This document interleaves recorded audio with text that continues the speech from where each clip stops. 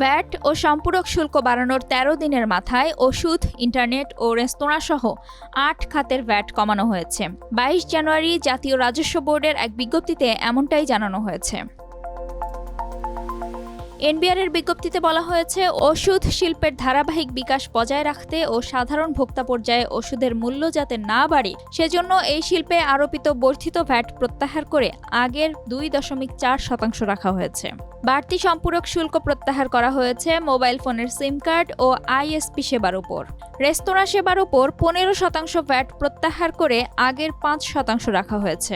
বাড়তি ভ্যাট প্রত্যাহার করা হয়েছে মোটর গাড়ির ওয়ার্কশপ ও নন ব্র্যান্ডেড পোশাকের উপর।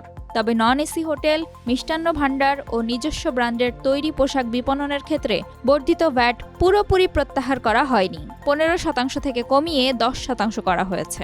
এর আগে এসব খাতে ভ্যাট ছিল ৭.৫%, অর্থাৎ এসব পণ্যে ভ্যাট ২.৫% বেড়েছে। প্রায় ৯০ পণ্য ও সেবায় ভ্যাট বাড়ানোর পর দেশব্যাপী সমালোচনা ও কিছু খাতের ব্যবসায়ীদের আন্দোলনের প্রেক্ষিতে কিছু পণ্য ও সেবার ভ্যাট কমালো সরকার। অবশ্য এর বাইরেও বিপুল সংখ্যক পণ্য ও সেবায় বর্ধিত ভ্যাট ও সম্পূরক শুল্ক রয়ে গেছে, যা ভোক্তার ব্যয় বাড়িয়ে দেবে।